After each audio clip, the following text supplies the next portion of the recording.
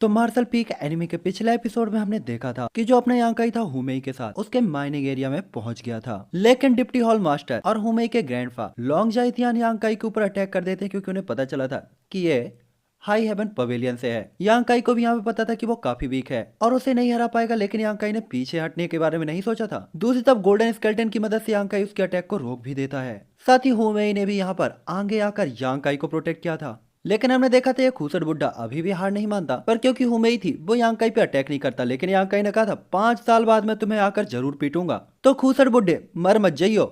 साथ ही यांकाई ने उन्हें चैलेंज तो किया था और उसी के साथ ये एपिसोड एंड हुआ था। तो ये एपिसोड यहीं से स्टार्ट होता है। तो हम देखते हैं यांकाई एक जगह पर बैठकर कल्टीवेट कर रहा होता है और यांग एनर्जी को ऑब्जर्व कर रहा होता है, लेकिन फिर भी यांकाई ब्रेक थ्रू नहीं कर पा रहा था क्योंकि उसे बार बार वही इंसिडेंट याद आ रहा था जब उसे लॉन्ग जाइतियान ने इसकी डिसरिस्पेक्ट की थी। यहाँ तक कि यांकाई उन इंसिडेंट को भूलते हुए तुरंत ही कहता आखिरकार क्या हो रहा है, 10 दिन तक कल्टीवेट करने के बाद भी मैं ब्रेक थ्रू क्यों नहीं कर पा रहा। ऐसा लग रहा है जैसे कुछ है जो मेरी बॉडी की सारी एनर्जी ऑब्जर्व कर रही है। मैं बॉडी टेम्परिंग के 9th लेवल पर हूँ और इनिशियल एलिमेंट लेवल पर ब्रेक थ्रू ही नहीं कर पा रहा, चाहे मैं कितना भी ट्राई क्यों ना करूँ। ऐसा लगता है कि मुझे मेरे कल्टीवेशन को फास्ट करना होगा। इस तरीके से धीरे धीरे कल्टीवेट करके मैं बिल्कुल भी स्ट्रॉन्ग नहीं बन पाऊंगा। हालांकि तभी यांकाई अपने ट्री की तरफ देखता है जिसमें 2 फ्रूट आ चुके थे। 3 सन फ्रूट को देखकर यांकाई तुरंत ही कहता है ये तो महीने भर में उगेंगे, लेकिन ये 2 दिन में कैसे उग गए, आई मीन 10 दिन में। लेकिन यांकाई कहता है चाहे कुछ भी है, आखिरकार इसमें तो मेरा ही फायदा है, इससे मेरी कल्टीवेशन स्पीड स्ट्रांग और फास्ट हो जाएगी। यांकाई जाकर उनमें से एक फ्रूट को तोड़कर उसे खा लेता है। यांकाई ने क्योंकि ये फ्रूट पहले भी कंज्यूम किया था, वो इसकी कीमत को अच्छे से जानता था। और हम देखते हैं यांकाई जैसे ही इस फ्रूट को सैलो करता है उसकी बॉडी में यांग लिक्विड चारों तरफ फैलने लगता है, जो देखकर तो यांकाई भी कहता है ये वाला फ्रूट ये पिछले वाले सभी फ्रूटों से इतना ज्यादा अलग क्यों है। ऐसा लगता है जैसे ये जो फ्रूट है वो पिछले वाले से 10 टाइम ज्यादा स्ट्रॉन्ग हो। आखिरकार इनके अंदर की जो एनर्जी है वो इतनी ज्यादा डिफरेंट क्यों है। यांकाई को लग रहा होता है कि हुमेई ने उसे शायद अच्छी क्वालिटी के फ्रूट दिए होंगे, लेकिन क्योंकि कुछ भी हो यांकाई का ही फायदा था, ये सोचकर वो यहाँ पे क्रॉस लेग करके बैठकर कल्टीवेट करने लगता है। हम देखते हैं यहाँ पे यांकाई अपने कल्टीवेशन में बिजी होता है, तो वहीं पे पीछे सीनियर सिस्टर जिया यांकाई पर नजर रखे हुए होती हैं। जिन्होंने नोवेल देख रखी है मेरे सेकंड चैनल पर उन्हें ये सीन क्लियर होगा, तब सीन को भी देख लो। सीनियर सिस्टर तुरंत ही कहती है बॉडी टेम्परिंग के पीक लेवल पर है और किसी भी टाइम पे इनिशियल एलिमेंट लेवल पर ब्रेक थ्रू कर सकता है, लेकिन पता नहीं क्यों मुझे इसके ब्रेक थ्रू के टाइम पे ये इतना ज्यादा हार्ड लग रहा है, इसे इतना हार्ड नहीं होना चाहिए था। साथ ही मैं एक इविल कोल्ड को भी महसूस कर सकती हूँ जिससे इसकी पावर धीरे धीरे सप्रेस हो रही है। ऐसा लगता है जैसे कोई डीमन हो जो इसकी पावर को सप्रेस कर रहा हो, या डेमोनिक एनर्जी जो इसे ब्रेक थ्रू करने से रोक रही है। लेकिन अगर ये डेमोनिक एनर्जी यांकाई की बॉडी में है तो ये बहुत खतरनाक है अगर वो इसे अपने कंट्रोल में ले लेती है तो। दूसरी तरफ अभी सीनियर सिस्टर जिया ने अपनी बात कंप्लीट भी नहीं की थी कि यांकाई की बॉडी से जो इविल कोई होती है वो तेजी से रिलीज होने लगती है। ऐसा लग रहा था जैसे ये इविल कोई यांकाई को कंट्रोल करना चाहती है और यांकाई की बॉडी से बेहद स्ट्रॉन्ग कोई और चारों तरफ फैलने लगता है। यहाँ पे हम देखते हैं यांकाई को गोल्डन स्केल्टन की आवाज सुनाई देती है कि तुम्हें क्या लगा बच्चे, कोई तुम मुझे इतनी आसानी से सप्रेस कर दोगे। उसके साथ ही साथ यांकाई को वो डेमोनिक टाइम याद आता है जहाँ पे उसने 2 लोगों को मार डाला था।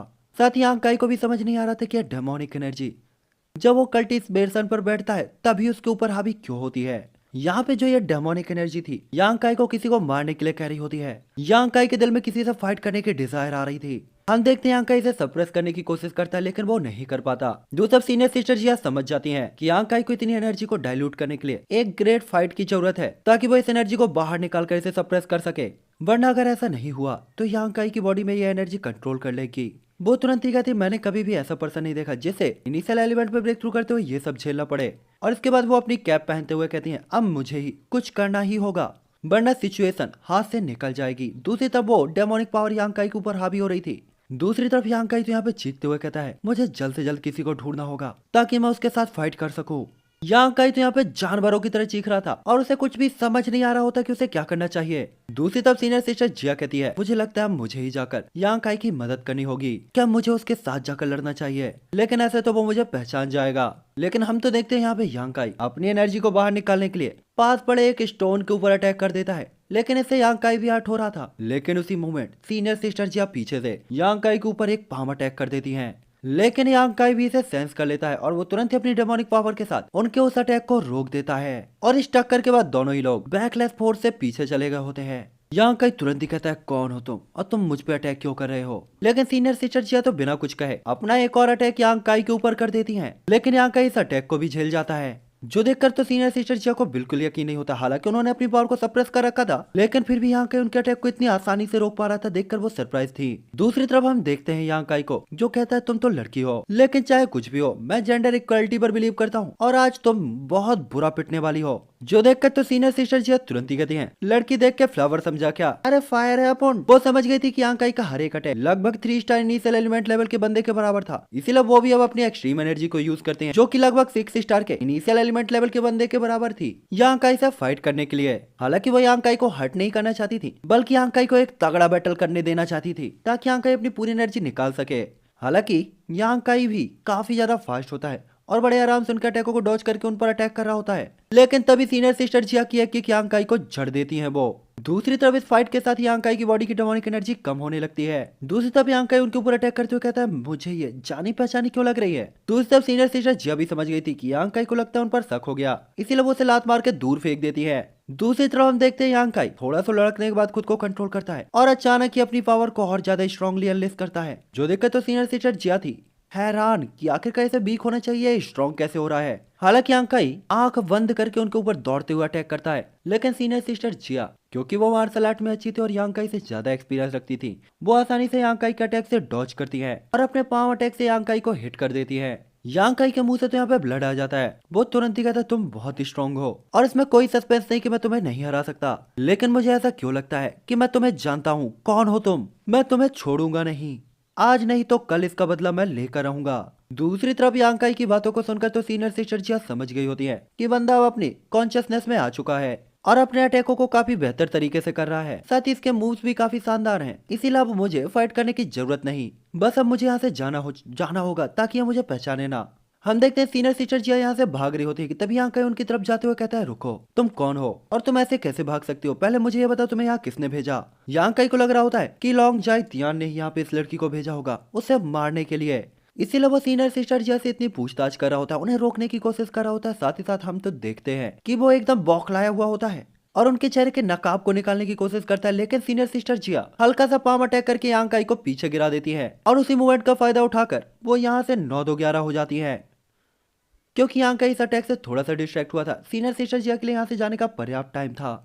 दूसरा हम देखते हैं यांग काई तुरंत ही कहता है, वो तो शुक्र है कि मेरे पास एक गोल्डन स्केलेटन बॉडी, वरना तो अब तक मेरी हड्डियों का चूरा और मेरी बॉडी का भटूरा हो चुका होता, वो भी पूरा का पूरा हो चुका होता। साथ ही हम देखते हैं यांग काई तुरंत ही कहता है, मुझे ये थोड़ा थोड़ा लड़की सीनियर सिस्टर की तरह लग रही थी।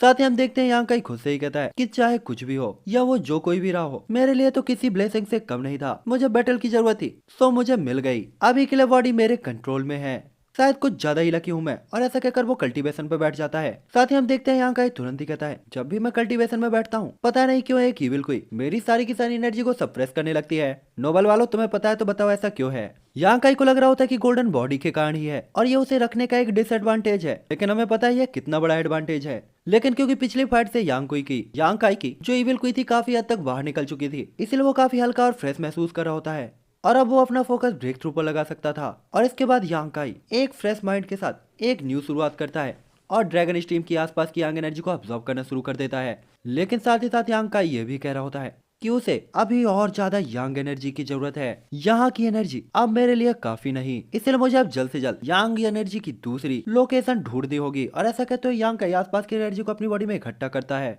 यांग काई यहाँ पे अपने फुल फॉर्म के साथ आसपास की एनर्जी को अब्सॉर्ब कर रहा था और साथ ही साथ कल्टीवेट कर रहा था। दूसरी तरफ हम देखते हैं सीनियर सिस्टर जिया को, जो तुरंत ही कहती, ये लड़का ये काफी अजीब है, आज तो मैं बाल बाल बच गई, वरना तो इसने मुझे पहचान ही लेना था। लेकिन मुझे उम्मीद है कि अब ये लड़का शांति से यहाँ बैठकर कल्टीवेट कर सकता है और ब्रेक थ्रू कर सकता है। उन्हें यांग काई से काफी अपनापन महसूस हो रहा था। दूसरी तरफ हम देखते हैं कि वहीं पर आ जाते हैं 11th एल्डर, जो देखकर तो सीनियर सिस्टर जिया उन्हें रिस्पेक्टेडली ग्रीट करती हैं, क्योंकि ये आखिरकार हाई हेवन पवेलियन के सेक्ट लीडर थे। साथ ही वो थोड़ा सा चौंक गई होती है। हम देखते हैं एल्डर 11 तुरंत ही कहते हैं, तो मुझे ग्रीट करने की कोई जरूरत नहीं, आखिरकार क्या तुम मेरे फ्रेंड के डिसाइबल नहीं हो, यानी कि एल्डर मैंग की। लेकिन सीनियर सिस्टर जिया तुरंत ही कहती हैं, आखिरकार आप मेरे मास्टर के फ्रेंड हैं और हाई हेवन पवेलियन के सेक्ट मास्टर। जो देख एल्डर 11 तुरंत ही कहते हैं, इसकी कोई जरूरत नहीं, तुम मेरे साथ कैजुअली रह सकती हो। साथ ही हम देखते हैं एल्डर 11 तुरंत ही कहते हैं सच में एल्डर मैंग तो काफी लकी है कि उसे तुम जैसी डिसाइबल मिली। हम देखते हैं यहाँ पे एल्डर 11 अपने दोनों डिसाइबल्स को भी याद कर रहे होते हैं। तभी हम देखते हैं सीनियर सिस्टर जिया कहती है वैसे आप यहाँ पर कैसे आए। तभी एल्डर 11 यांग काई की तरफ देखते हैं और अचानक ही चौंक जाते हैं। वो तुरंत ही कहते हैं मुझे बस यहाँ पे यांग एनर्जी का फ्लक्चुएशन महसूस हुआ तो मैं देखने के लिए चला आया। वो देखते हैं यांग काई की बॉडी से तेज एनर्जी निकल रही थी तो वो यांग काई के चारों तरफ एक बैरियर बना देते हैं ताकि कोई भी यहाँ पे उसके कल्टीवेशन में इंटरफेयर न करे। सीनियर सिस्टर जिया भी हैरान हो जाती है कि 11th एल्डर यांग काई कितनी फिक्र करते हैं। वो तुरंत ही कहते हैं कि आपको ये पसंद है। जो देखा 11th एल्डर तुरंत ही कहते हैं मुझे लगता है मुझसे ज्यादा तो तुम्हें ये पसंद है। वैसे अगर तुम यहाँ पे रोक कर इसे देखना चाहती हो तो देख सकती हो। मैंने ये बैरियर केवल इसलिए लगा दिया क्योंकि आसपास का कोई भी पर्सन उसे हर्ट ना कर सके। आखिरकार चाहे कुछ भी हो अभी भी वो बेहद वीक है और वो जो एनर्जी शो कर रहा है वो बेहद स्ट्रॉन्ग। जिसके बाद वो सीनियर सिस्टर जिया के साथ आगे जाते हुए यहाँ पे यांग काई के बारे में बात करने लगते हैं। तभी हम देखते हैं कि अचानक ही यांग एनर्जी से बना हुआ एक स्पिरिचुअल यांग वर्ल्ड सीधा ही यांग काई की बॉडी के अंदर घुस जाता है। जो देखकर तो एल्डर और जिया दोनों ही हैरान हो गए थे कि आखिरकार ये क्या चीज है। यहाँ तक कि सीनियर सिस्टर जिया भी इस बड़े से वर्ल्ड को देखकर एकदम हैरान हो गई थी। वो तुरंत ही कहती है क्या वास्तव में यांग एनर्जी इतनी ज्यादा एनर्जी को यांग का इतनी ज्यादा एनर्जी को डाइल्यूट कर पाएगा क्या उसकी बॉडी इसे बर्दाश्त कर पाएगी, कहीं वो ब्लास्ट ना हो जाए। आखिरकार कोई भी नॉर्मल बंदा इतनी एनर्जी को बिल्कुल नहीं संभाल सकता। दूसरी तरफ हम देखते हैं इसी के साथ यांग काई का जो ब्रेक थ्रू होता है वो इनिशियल एलिमेंट लेवल पर हो जाता है। जो देखकर तो एल्डर कहते हैं अब यांग काई होश में आने वाला है। इसके बाद एल्डर तुरंत ही कहते हैं अब मुझे यहाँ से जाना होगा, अगर तुम्हें वो खूसट बुढ़ा मैंग मिले तो उसे मेरा हेलो कहना। इतना कहने के बाद वो उस बैरियर को हटाकर यहाँ से चले जाते हैं और जिया पीछे से यांग काई को देख रही होती है। हम देखते हैं कि सीनियर सिस्टर जिया तो ये देखकर और ज्यादा हैरान हो गई थी कि यांग काई का ब्रेक थ्रू तो इनिशियल एलिमेंट पर हो गया था लेकिन उसकी पावर बढ़ना अभी तक बंद नहीं हुई थी बल्कि कंटिन्यू बढ़ती जा रही होती है। देखती हैं वो कि एक एक करके यांग काई की पावर इनिशियल एलिमेंट के फर्स्ट स्टेज के पीक लेवल पर पहुंच जाती है। ये देखकर तो उनके होश सारे हो गए थे क्योंकि किसी के लिए एक साथ इतने लेवल ब्रेक थ्रू करना आसान नहीं था। लेकिन सबसे ज्यादा झटका तब उन्हें लगता है जब वो देखती हैं कि यांग काई की पावर तो इनिशियल एलिमेंट लेवल के 3rd स्टार तक बढ़ गई है। यानी कि न केवल इस लड़के ने ब्रेक थ्रू किया है बल्कि एक साथ 3 स्टार ब्रेक थ्रू कर दिए जो अपने आप में अनबिलीवेबल थे। आखिरकार इसे अचीव करने के लिए नॉर्मल कल्टीवेटर को कम से कम 5 से 6 महीने का टाइम लगता है। हम देखते हैं यहाँ पे यांग काई का कल्टीवेशन खत्म हो गया था इसीलिए वो भी खुशी खुशी यहाँ से जाने लगता है। दूसरे भी यांग काई को जाते हुए देखकर तो सीनियर सिस्टर जिया खुद को कंट्रोल करते हुए कहती है बस अगर इसने एक और लेवल ब्रेक थ्रू किया होता तो मेरा तो दिमाग ही खराब हो जाना था। आखिरकार ये लड़का है या मॉन्स्टर है जो ऐसे ब्रेक थ्रू कर रहा है। हालांकि यहाँ पे जहाँ सीनियर सिस्टर जिया हैरान थी यांग काई तो एकदम खुशी से झूम रहा होता है। यांग काई तो यहाँ पे खुश होकर कह रहा होता है अरे वाह लाडले तूने न केवल इनिशियल एलिमेंट पर ब्रेक थ्रू किया बल्कि 3rd लेवल पर, अब आएगा ना मजा। यांग काई को तो अपनी बॉडी काफी फ्री फ्री लग रही होती है। हालांकि यांग काई अभी बाहर की तरफ बढ़ा ही था कि तभी अचानक उसे चिल्लाने की आवाज आई होती है। इस आवाज को सुनकर यांग काई तुरंत ही कहता है ऐसा लगता है जैसे ये आवाज जंगल के बीचों बीच आ रही है। साथ ही यह आवाज भी उसे काफी ज्यादा जानी पहचानी लग रही होती है। साथ ही साथ क्योंकि अब यांग काई के ब्रेक थ्रू हो चुका था वो ध्यान से दूर की आवाज सुन सकता था और उसे पता चलता है यह सूमो की आवाज है। यांग काई यहाँ पे सूमो सूमो चिल्लाता भी है लेकिन उसे बदले में कोई रिप्लाई नहीं आया होता है बल्कि उसे केवल सूमो के चिल्लाने की आवाजें सुनाई दे रही थी जैसे उसे बुरी तरीके से पीटा जा रहा हो। हम देखते हैं कि यांग काई को लगता है कि सूमो किसी प्रॉब्लम में है इसीलिए वो उसे जाकर देखने वाला होता है। लेकिन तभी सूमो काफी दर्दनाक तरीके से चीखता है जो देखकर तो यांग काई ही डर जाता है और वो तुरंत ही डर कर जंगल के अंदर की तरफ भागने लगता है जल्द से जल्द सूमो को बचाने के लिए। यांग काई यहाँ पे जंगल की तरफ भागते हुए लिंग ज़ाओ पवेलियन के गेट की तरफ पहुंच जाता है जहाँ पे अरीना के सामने बैटल चल रहा था और आवाजें जंगल तक जा रही थी। यहाँ पे हम देखते हैं यांग काई देखता है यहाँ डुओ बैटल चल रहा होता है और यांग काई तुरंत ही कहता है ये लड़का क्या ये सिर्फ पीटने के लिए ही पैदा हुआ है, अब इसे कौन पीट रहा है। जब यांग काई वहाँ पहुंचता है तो वो देखता है कि 2 गैंग के बीच में बैटल चल रहा होता है जो बातों ही बातों में एक दूसरे से फाइट कर रहे होते हैं और दोनों के टीम लीडर मेन बैटल में उलझे हुए होते हैं। जहाँ पे तो हम देखते हैं कि सूमो अपनी फुल पावर का यूज करके अपने ओपोनेंट को पूरा टक्कर देने की कोशिश कर रहा था। साथ ही उसके मूव्स और अटैक काफी शानदार होते हैं। दूसरी तरफ हम देखते हैं यांग काई तो भीड़ से चलते हुए सभी को इग्नोर करके उस एरिना के सामने आ जाता है ताकि उसे पता चल सके कि यहाँ का मटेरियल क्या है। दूसरे भी यांग काई को देखकर तो बाकी के लोग थोड़ा हैरानगी से यांग काई को देखने लगते हैं अपनी बैटल को रोककर बातों वाली। यहाँ पे हम देखते हैं मेन बैटल जहाँ पे सुमो अपने ओपोनेंट के साथ फाइट कर रहा था। हालांकि सुमो से हिट तो कर रहा होता है लेकिन फिर भी ये बंदा उनके सभी अटैकों को झेल जा रहा होता है। दूसरी तरफ जब वो ओपोनेंट सुमो के ऊपर अटैक करता है तो सुमो तो इंजर्ड होकर दूर जाकर गिरता है। साथ ही यहाँ पे बेजुबान सुमो को पीटते हुए कहता है तुमने सोचा भी कैसे कि तुम मुझसे फाइट कर सकते हो सुमो, मेरे सामने तो तुम दूध पीते हुए बच्चे हो सुमो, तो क्यों ना तुम मुझसे हार मान लो। यह सुनकर तो सुमो को गुस्सा आ जाता है और वो अपनी फिस्ट एनर्जी इकट्ठा करके इसके ऊपर एक खतरनाक अटैक के लिए आगे बढ़ जाता है। जो देखकर तो यांकाई भी हैरान था कि सुमो अपनी पावर को वर्ड क्वी को यूज कर रहा है, लेकिन उसका ओपोनेंट इतना ज्यादा टेंशन फ्री कैसे है, बल्कि वो तो केवल अपनी मार्शल आर्ट स्किल का यूज करके ही सुमो को बुरी तरीके से हरा रहा है। साथ ही यांकाई ने देखा था तो सुमो और बेजुआन दोनों का ही कल्टीवेशन एकदम सेम लेवल पर था, तो ऐसा तो नहीं होना चाहिए था कि उसे फाइट करने में इतना ज्यादा डिफरेंस महसूस करना पड़े। क्योंकि उसे कुछ समझ नहीं आ रहा था तो वो ली युनतियान से पूछता है कि आखिरकार सुमो के साथ हो क्या रहा है, क्योंकि दोनों की पावर इक्वल है तो सुमो इसे पीट क्यों नहीं पा रहा। दूसरा भी यह बंदा उसे पीट रहा है। जो देखकर ली युनतियान बताता है कि ब्रदर सुमो की पावर इनिशियल एलिमेंट के सेकंड स्टार पर है, जबकि इस बंदे की पावर थर्ड स्टार पर। साथ ही साथ ये बंदा अपनी घटिया चालों के साथ हमारे ब्रदर सुमो के साथ फाइट कर रहा है, वरना तो हमारे सीनियर ब्रदर ने उसे अब तक बहुत बुरी तरीके से फोड़ा होता। आखिरकार कल्टीवेशन लेवल में थोड़ा बहुत डिफरेंस तो चल ही जाता है, लेकिन ब्रदर यांग आपको जो डिफरेंस दिख रहा है वो उसके उस डिफेंस आर्टिफैक्ट का है जो इस घटिया बंदे ने अपनी बॉडी में पहन रखा है।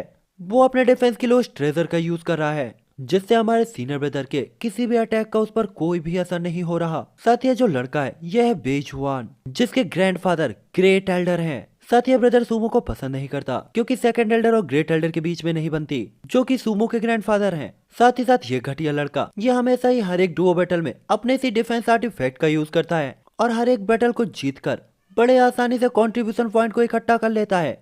इसीलिए यह बहुत घटिया है और यह खुद को स्ट्रॉन्ग होने का दिखावा करता है। साथ ही इसके पास जो ये आर्टिफैक्ट है यह डिफेंस आर्टिफैक्ट किसी और ने नहीं बल्कि इसके ग्रैंडफादर ग्रेट एल्डर ने इसे दिया है, और इसी डिफेंस आर्टिफैक्ट के कारण है कि यह चिलगोजा इतना ज्यादा उछल रहा है और इसीलिए हमारे ब्रदर सुमो से नहीं हरा पा रहे। दूसरी तरफ हमने ये भी देखा था कि लू युनतुआन की जो बात थी एकदम सही थी। सुमो ने चाहे कितने भी पावरफुल अटैक क्यों न किए हो वो उसे हिट ही नहीं कर रहे थे। उसका जो डिफेंस आर्मर था वो सुमो के हर एक अटैक को आराम से रोक पा रहा था। दूसरा बेजुआन थोड़े से ही पावर के साथ सुमो को बुरी तरीके से पीछे हटा रहा था, जिससे तो सुमो बेहद इंजर्ड हो जाता है। दूसरी तरफ तो यांकाई को सब कुछ माजरा समझ आ गया था, जो उसे ली युनतियान से पता चला था कि यह वीक लोगों को धमकाता है, वो भी अपने डिफेंस आर्टिफैक्ट से। साथ ही साथ क्योंकि दोनों के ग्रेट एल्डर के बीच में और सेकंड एल्डर के बीच में नहीं बनती, तो उनकी यंग जनरेशन के इन दोनों लॉन्डो के बीच में भी बातचीत अच्छी नहीं है और ये दोनों एक दूसरे के जानी दुश्मन बने हुए हैं ताकि ये अपनी दुश्मनी निकाल सके। साथ ही इसी दुश्मनी को निकालने के लिए तो बेजुआन ने सुमो को चैलेंज कर दिया था और डिफेंस आर्टिफैक्ट पहनकर उसके साथ फाइट करते हुए उसे पीटना शुरू कर दिया था, क्योंकि उसे पता था कोई भी उसका कुछ नहीं बिगाड़ सकता। युतियान तो तुरंत ही कहता है मुझे तो लगता है ब्रदर वो सुमो को पीटकर सुमो के ग्रैंडफादर को नीचा दिखाना चाहता है। जो सुनकर तो यांकाई तुरंत ही कहता है क्या ये लोग बेवकूफ हैं। यहाँ पे ली युनतियान यांकाई से रिक्वेस्ट भी करता है कि ब्रदर यांकाई आखिरकार यंग मास्टर सुमो को बचाओ ना, कोई तो तरीका होगा। जो देखकर यांकाई तुरंत ही कहता है तुम्हें तो पता ही है क्लेन का रूल है कि जब डुअल बैटल चल रहा हो तो जब तक बैटल एंड नहीं हो जाता हम में से कोई भी सुमो की मदद नहीं कर सकता। क्या तुम चाहते हो कि मैं यहाँ का रूल ब्रेक करूँ? तुम जानते हो कि हम में से कोई भी क्लेन के रूल को नहीं तोड़ सकता, इसीलिए हम चाह कर भी सुमो की मदद नहीं कर सकते। दूसरी तरफ देखते हैं मैरीना में कि बेजुआन सुमो को पटक पटक कर इंजर्ड कर देता है और उसके गिरने के बाद भी उस पे अपना सारा गुस्सा निकालने के लिए उसे कंटिन्यू दे मुक्के पे दे मुक्का मारे जा रहा होता है। यहाँ तक कि तो सुमो इतना ज्यादा इंजर्ड था कि उसके पास खड़े होने तक की ताकत नहीं होती। जो देखकर तो ली युनतियान, जोंगबो और सभी लोग उसे बचाने के लिए आगे आते हैं, लेकिन ली युनतियान के आगे बढ़ते ही वेई के फेलोस उन्हें रोक देते हैं, ये बोलकर कि तुम लोग डुओ में इंटरफेयर नहीं कर सकते हो। दूसरा बेबी उन्हें चिढ़ाते हुए कहते हैं क्या तुम लोग क्लेन के रूल भूल गए या तुम रूल को ब्रेक करना चाहते हो? क्या तुम पनिशमेंट से नहीं डरते? जब तक दो में से एक हार न मान ले तब तक ये बैटल एंड नहीं होगा। ये सब सुनकर तो सुमो के सभी टीम मेंबर्स को गुस्सा तो आ रहा होता है, लेकिन वो चाह कर भी कुछ कर नहीं सकते थे। लेकिन हम तभी देखते हैं कि बेई ली युनतियान उधर लोगों की तरफ देखकर कहता है आज मेरा मूड अच्छा है, इसीलिए मैं तुम लोगों के लिए एक ऑप्शन रख सकता हूँ। ये तुम लोगों पर डिपेंड करता है कि तुम लोग उसे मानते हो या नहीं। अगर तुम सुमो की जान बचाना चाहते हो तो मेरे सामने घुटने टेक कर इसके लिए भीख मांगो, तो हो सकता है कि मैं इसकी जान बख्श सकता हूँ। आखिरकार मैं बहुत ज्यादा काइंड जो हूँ। और इसके बाद वो सुमो को देखकर ऐसे ट्रीट कर रहा होता है जैसे मानो सुमो उसका कोई नौकर हो। लेकिन यह सुनकर तो सुमो तुरंत ही अपने फ्रेंड्स की तरफ देखते हुए कहता है खबरदार जो तुम में से किसी ने इस कमीने के सामने झुक कर ग्रीट किया मैं जान दे दूंगा, लेकिन ऐसा मत करना। लेकिन इसने तो उसे एक मुक्का मारकर साइड में गिरा दिया होता है। दूसरा भी यहाँ का तो ये देख रहा होता है कि ली युनतियान और अदर लोग अब क्या करेंगे। लेकिन हम तो देखते हैं कि ली युनतियान और अदर लोग जो होते हैं वो वास्तव में अपने घुटने पर आ जाते हैं और तुरंत ही कहते हैं हमारे यंग मास्टर को छोड़ दो।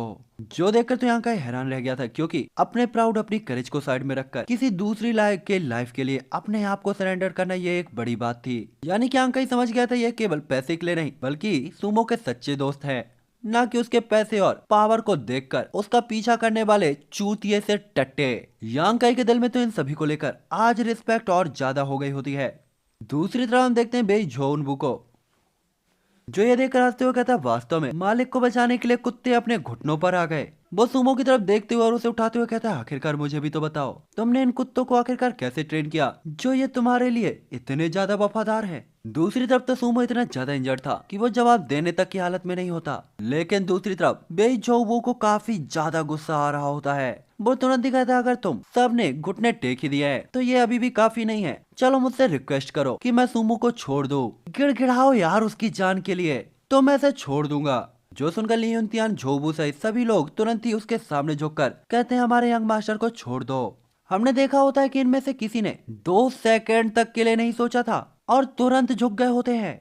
वो तुरंत ही कहते हैं यंग मास्टर हम आपसे रिक्वेस्ट कर रहे हैं, प्लीज ब्रदर सुमो को छोड़ दो। दूसरी तरफ यांग काई हैरान होते हुए कहता है वास्तव में ये लोग सुमो की सच में रिस्पेक्ट करते हैं, ये सुमो के रियल ब्रदर जैसे हैं। लेकिन दूसरी तरफ हम देखते हैं बेजुआन को, जिसका दिल अभी भी इतना कुछ करने के बाद भी ठंडा नहीं हुआ था। वो सुमो को एक लात मारते हुए उसे दूर फेंकते हुए कहता है अपने टट्टों से कि कोई भी सुमो के आसपास ना आ पाए। दूसरी तरफ सुमो की यह हालत देखकर तो ले युनतियान सभी लोग हैरान हो जाते हैं और सब कुछ इग्नोर करके सुमो को देखने के लिए उसकी तरफ जाने लगते हैं, लेकिन बेजुआन के टट्टे उन्हें ब्लॉक कर देते हैं। दूसरी तरफ हम देखते हैं यांग काई को, जो इन सभी चीजों को इग्नोर करके सुमो की तरफ जाने लगता है, लेकिन तभी एक बंदा यांग काई को ब्लॉक करने के लिए आता है और एक लात खा के ही यह बेहोश हो जाता है। दूसरे भी यांग काई को सुमो की तरफ जाता हुआ देखकर बेजुआन हैरान होते हुए कहता है मैंने कभी इसे सुमो की टीम में तो नहीं देखा, क्या ये भी सुमो का चिलगोजा है, लेकिन ये बाकियों से इतना ज्यादा अलग क्यों है। लेकिन दूसरी तरफ हम देखते हैं यांग काई को, जिसे घंटा फर्क नहीं पड़ता कि कौन उसके बारे में क्या सोच रहा है, वो तो सुमो को देखने लगता है। लेकिन ये सब देखकर तो वेई जुआन गुस्सा हो जाता है। वो तुरंत ही कहता है कौन हो तुम, तुम्हारी हिम्मत कैसे हुई मेरे कहने के बावजूद कि कोई उसके क्लोज नहीं जाएगा उसके क्लोज जाने की, क्या तुम्हें मौत से डर नहीं लगता। लेकिन यांग काई तो उसकी बातों को ऐसे इग्नोर कर देता है जैसे मानो यांग काई को कुछ सुनाई ही ना दिया हो। दूसरा बाकी के लोग भी सुमो को चेक करने के लिए पहुंच गए थे। यहाँ पे पता चलता है कि बहुत ज्यादा पिटाई के कारण सुमो बेहोश हो गया है, इसीलिए ये लोग सुमो को उठाकर साइड की तरफ चले जाते हैं। दूसरा हम देखते हैं यांग काई तो गुस्से से हरा हो गया होता है, लेकिन गुस्सा उतारने के लिए वो क्या कर सकता था, वो पोलाइटली बेई की तरफ देखता है और उसे फाइट के लिए चैलेंज कर देता है। जो देखकर बेई तुरंत ही कहता है तुम जैसे बेवकूफ ट्रायल डिसाइबल अब मुझ जैसे यंग मास्टर को चैलेंज करेंगे, मुझे चैलेंज करने के लिए कम से कम तुम्हारे पास 3 स्टार इनिशियल एलिमेंट लेवल की पावर होनी चाहिए। जो देखकर यांग काई तुरंत ही कहता है आपकी इन्फॉर्मेशन के लिए बहुत बहुत धन्यवाद, तब तो फिर मैं भी आपको बताना चाहूंगा कि मेरी पावर इनिशियल एलिमेंट लेवल के 3rd स्टेप पर है, अब तो मैं आपको चैलेंज कर सकता हूँ ना, आखिरकार यही तो क्लेन का रूल है। जो देखकर तो बेजुआन तुरंत ही कहता है मैं यहाँ का यंग मास्टर हूँ, एक टैलेंटेड और स्ट्रॉन्ग वॉरियर, क्या तुम सोचते हो कि तुम मुझसे फाइट करके जीत सकते हो और मुझसे फाइट करने के लिए क्वालिफाई हो, दिन में सपने देखना छोड़ दो बच्चे। जो देखकर तो यहाँ का तुरंत ही कहता है तो क्या हुआ, आखिरकार मैं भी तो हाई हेवन पवेलियन का डिसाइबल हूँ और जब तक मैं डिसाइबल हूँ मैं आपको चैलेंज कर सकता हूँ, क्या आपको डर लग रहा है। दूसरी तरफ जब यांग काई ने अपनी पावर बताई थी तो हम देखते हैं कि यहाँ के तो सारे लौंडे हैरान हो चुके थे। दूसरे पास के जो बंदे होते हैं वो आपस में बात करते हुए कहते हैं मैंने कुछ टाइम पहले यांग काई से फाइट की थी, लेकिन तब तो उसकी पावर बॉडी टेम्परिंग लेवल की 8 स्टार पे थी, लेकिन अभी अभी उसने कहा कि उसकी पावर इनिशियल एलिमेंट लेवल के 3rd स्टार पर है। वो इतनी जल्दी उस लेवल को कैसे अचीव कर सकता है जिसे अचीव करने के लिए लोगों को सालों लगते हैं, वो लेवल इसने केवल कुछ दिनों में ही अचीव कर लिया है। दूसरा यांग बे की तरफ देखते हुए कहता है तो क्या अब हम फाइट कर सकते हैं यंग मास्टर, या अभी भी कोई प्रॉब्लम है। जो देखकर तो वही तुरंत ही इगोइस्टिक होकर कहता है ठीक है तो चलो मुझे भी तो देखने दो तुम्हारे अंदर कितनी ताकत है, मैं पहला अटैक करने का मौका तुम्हें देता हूँ, साथ ही साथ मैं आज तुम्हारी बहुत बुरी पिटाई करूंगा, मुझे उम्मीद है कि तुम डर कर इस बैटल को छोड़कर नहीं भागोगे। जो देखकर यांग काई तुरंत ही कहता है बिल्कुल मुझे उम्मीद है कि आप भी नहीं भागेंगे। जिसके बाद हम देखते हैं यांग काई अपने फिस्ट अटैक को उसके चेस्ट पे मारता है, लेकिन वो आर्टिफैक्ट उसके अटैक को नलिफाई कर देता है। दूसरी तरफ तो यांग काई अपने अटैक के इम्पैक्ट से ही झटका खाकर पीछे आ जाता है। यांग काई तुरंत ही अपने हाथ के दर्द को ठीक करते हुए कहता है मैंने अपनी ट्रू यांग टेक्निक यानी कि इक्वी का यूज किया और इसके ऊपर अटैक किया, लेकिन फिर भी इसके आर्मर ने मेरे अटैक को रोक दिया, यह आर्टिफैक्ट निश्चित तौर पर हाई लेवल का है। दूसरी तरफ यांग काई की हालत को देखकर तो बेईजुआन एक क्रिपी स्माइल में स्माइल करता है। वो तुरंत ही कहता है मुझे लगा कि तुम कुछ ज्यादा ही स्ट्रांग हो, लेकिन तुम इससे ज्यादा कुछ भी नहीं। और इसके बाद तो वो यांग काई के ऊपर अटैक करने लगता है और यांग काई को पीछे धकेलने लगता है। साथ ही वो तुरंत ही कहता अगर तुम झुककर मुझे ग्रीट करो तो मैं तुम्हें माफ कर दूंगा। दूसरी तरफ यांग काई के लिए तो अभी यह बैटल की शुरुआत थी। असली बैटल तो अभी बाकी थी।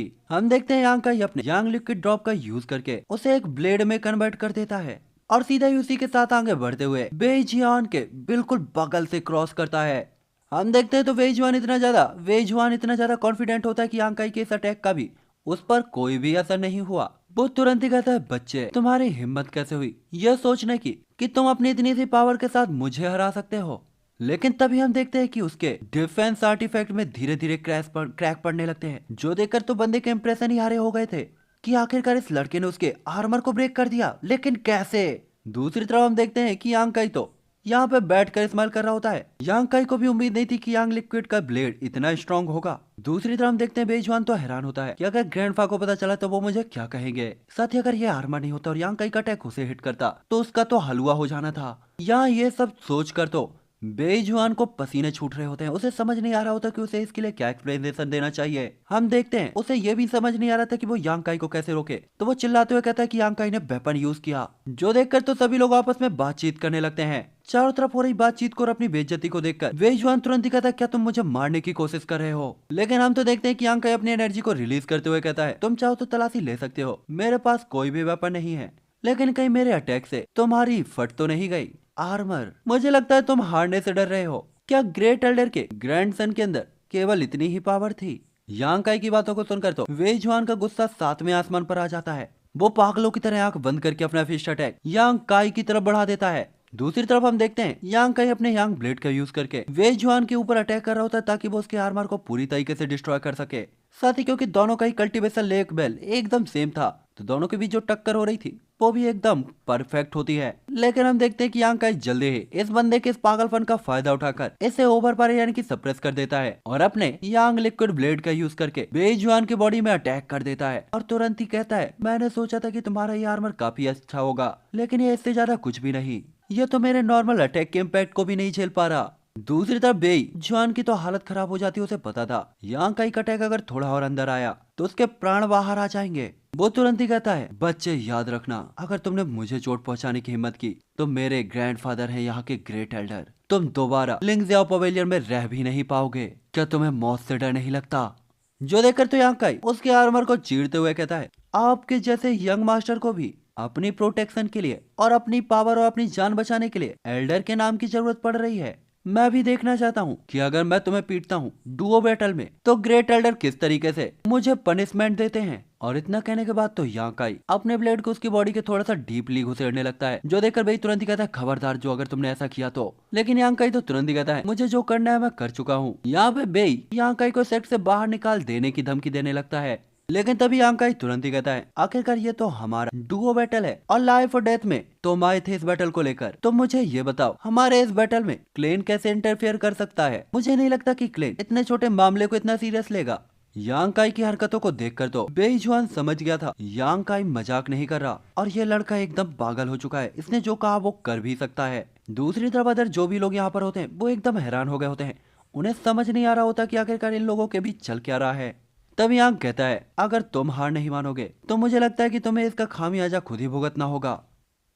यहाँ पे इस बंदे को समझ नहीं आ रहा होता यांग काई चाहता क्या है, आखिरकार वो उसे आसानी से हरा सकता है तो फिर इतना ज्यादा बकवास करने की जरूरत क्या है। लेकिन तभी यांग काई तुरंत ही कहता है, सुमो तुमसे अपनी पावर से फाइट कर रहा था, लेकिन तुम केवल इस डिफेंस आर्टिफैक्ट पर डिपेंड करते हो, तुम्हारी पावर इससे ज्यादा कुछ भी नहीं है। वो तुरंत ही कहता है, तुम्हें ऐसा क्यों लगता है, मैं उससे ज्यादा गया गुजरा हूँ, आखिरकार तुमने उसकी हालत देखी, उसकी हालत क्या हो गई थी, फिर तुम्हें क्यों लगता है वो मुझसे बेहतर है। जो देखे यहाँ कहीं कहता है, चलो मैं तुम्हें दिखाता हूँ वो तुमसे क्यों बेहतर है। और इसके बाद वो वही डायलॉग मारता है जो बेई ने मारा था। यांग काई बेई के टीम मेंबर्स की तरफ देखते हुए कहता है, आज मेरा मूड अच्छा है, अगर तुम सब चाहते हो कि मैं तुम्हारे यंग मास्टर को छोड़ दो तो मेरे सामने घुटने टेक कर इन्हें छोड़ने के लिए रिक्वेस्ट करो। अगर तुम लोग यहाँ पे झुककर रिक्वेस्ट करके मान लेते हो कि ये सब तुम लोगों की गलती थी तो मैं माफ कर दूंगा, लेकिन कोई भी यहाँ पे आगे नहीं आ रहा होता। जो देखकर तो यांग काई उसकी बॉडी के अंदर ब्लेड घुसेड़ते हुए कहता है, देखा कोई भी तुम्हें बचाने के लिए अपने घुटने नहीं टेक रहा, इनमें से कोई भी तुम्हारी दिल से रिस्पेक्ट नहीं करता है। जो देखकर तो भी उन सभी की तरफ देखते हुए कहता है, अगर तुम में से सभी ने यहाँ पे